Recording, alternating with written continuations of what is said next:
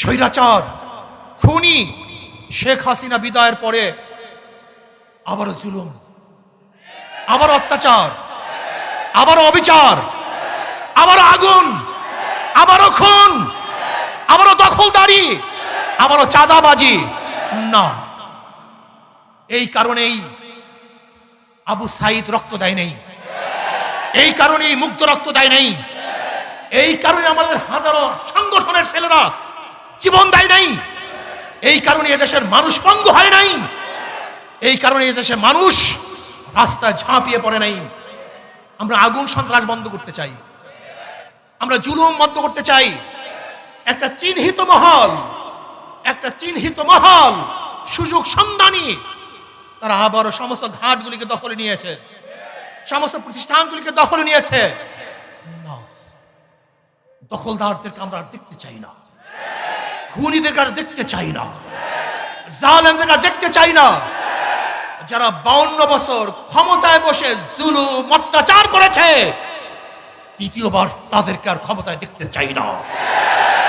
সংগ্রামী সিনিয়র নায়েবে আমির, বৈষম্য বিরোধী ছাত্র আন্দোলনের ছাত্র জনতার অন্যতম অভিভাবক মুফতি সৈয়দ মোহাম্মদ ফয়জুল করিম শাইখের চরমরাই নাত তাকবীর।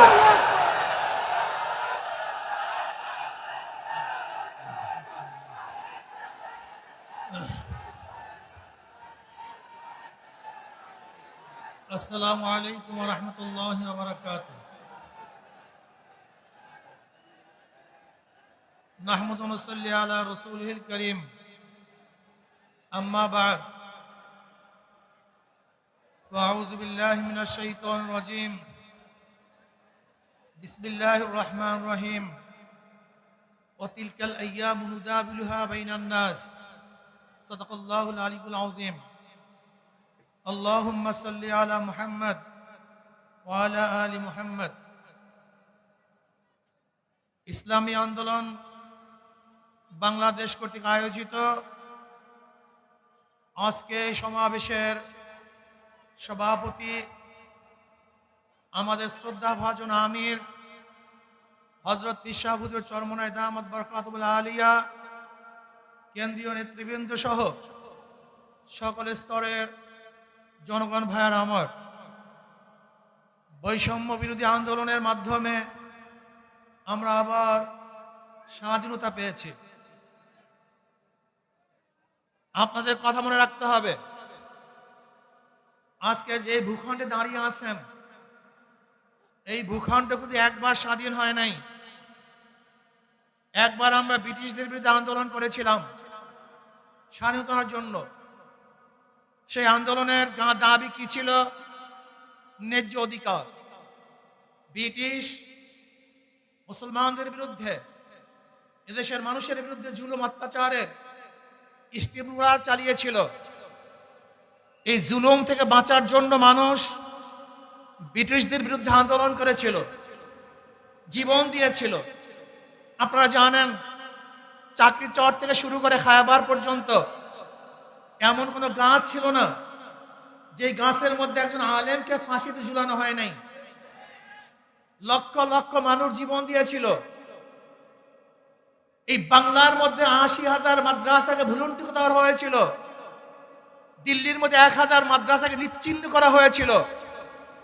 হাজার হাজার লক্ষ লক্ষ মানুষ হিজরাত করতে বাধ্য হয়েছিলেন শুধু একটা আশায়, মানুষ শান্তি পাবে, মুক্তি পাবে। দেশ স্বাধীন হলো, ব্রিটিশ চলে গেছে, ভেবেছিলাম এবার মানুষ শান্তি পাবে, মুক্তি পাবে। কিন্তু না, আমরা দেখলাম মুসলমানদের বিরুদ্ধে ওরা আবারও ষড়যন্ত্র শুরু করেছে। মুসলমানদের অধিকার প্রতিষ্ঠিত হচ্ছে না, মুসলমান অধিকার পাচ্ছে না। আবার মুসলিম লীগের নেতৃত্বে এদেশের মানুষ আন্দোলন করেছিল, সংগ্রাম করেছিল মুক্তি পাওয়ার জন্য, শান্তি পাওয়ার জন্য, নিরাপত্তা লাভ করার জন্য। পাকিস্তান নামীয় একটা ভূখণ্ড আমরা পেয়েছিলাম, ভেবেছিলাম আমরা শান্তি পাবো, মুক্তি পাবো। পাকিস্তানের দুইটা অংশ, পশ্চিম পাকিস্তান, পূর্ব পাকিস্তান। এই পশ্চিম এবং পূর্ব পাকিস্তানের মধ্যে 1700 কিলোমিটার ডিস্টেন্সের মধ্যে একই নামে দুইটা রাষ্ট্র ভাগ হয়ে ভারত থেকে ভাগ হওয়ার কারণটা কি ছিল? একমাত্র অধিকার, একমাত্র শান্তি, একমাত্র মুক্তি। কিন্তু আমরা কি দেখেছি? পশ্চিম পাকিস্তানের লোক আমাদেরকে মুক্তি দেয় নাই, অধিকার ফিরিয়ে দেয় নাই। তারা বৈষম্যতা সৃষ্টি করেছে। চাকরি বড় চাকরি তাদের, ছোট চাকরি আমাদের, ভালো খানা তাদের, খারাপ খানা আমাদের, ভালো পড়বে তারা, খারাপ পড়বো আমরা। আবার মানুষ আন্দোলন সংগ্রাম করেছে বৈষম্যের বিরুদ্ধে, যে না, আমরা সাম্যতা চাই, আমরা প্রত্যেক অধিকার ফিরে পেতে চাই। এর জন্য দেয়া হয়েছিল 6 দফা, 11 দফা, 18 দফা, 21 দফা। মানুষের সেই দফার মধ্যে শুধু একটাই স্লোগান ছিল, আমরা মুক্তি চাই, শান্তি চাই। এই শান্তি পাওয়ার জন্য মানুষ আবারও অস্ত্র ধরেছিল, জীবন দিয়েছিল, রক্ত দিয়েছিল। মানুষ এদেশ থেকে বিদেশে পালাতে বাধ্য হয়েছিল শুধু একটা আশায়, মানুষ শান্তি চায়, মুক্তি চায়। দেশ স্বাধীন হয়ে গেল হাজারো রক্তের বিনিময়, জীবনের বিনিময়। কিন্তু না, 75-এ আমরা কি দেখলাম? আবারও দেশের মানুষ যাদের নেতৃত্বে এদের স্বাধীন হয়েছিল তাদের বিরুদ্ধে আন্দোলন করেছে, সংগ্রাম করেছে। কারণটা কি? মুক্তি দিতে পারে নাই, মানুষের অধিকার ফিরিয়ে দিতে পারে নাই, বৈষম্যতা রক্ষা করতে পারে নাই, সাম্যতাকে প্রতিষ্ঠিত করতে পারে নাই। মানুষ আবারও আন্দোলন করেছে, আবারও সংগ্রাম করেছে। আন্দোলন করলাম, সংগ্রাম করলাম, সরকার পরিবর্তন করলাম। আজকে দেশের স্বাধীনতার বয়স 52 বছর। এই 52 বছরে যারা এদের শাসন করেছে তারা একজন শাসক ছিল না, সবাই শোষক ছিল। যারা 52 বছর এদের শাসন করেছে তারা জনগণের কল্যাণে কাজ করে নাই, নিজেদের দল এবং নিজের কল্যাণে কাজ করেছে। এই 52 বছর যারা শাসক ছিল তারা মানুষের অধিকার প্রতিষ্ঠিত করতে পারে নাই, বরং নিজের অধিকার প্রতিষ্ঠিত করেছে, নিজের দলের অধিকারকে প্রতিষ্ঠিত করেছে। এরপরে আবার আন্দোলন হলো, এই 24 সনে আন্দোলন হলো। আপনারা আন্দোলনে শরীক ছিলেন, মনে রাখতে হবে। বৈষম্য বিরোধী আন্দোলনের ছাত্রদের প্রথম ভূমিকা ছিল।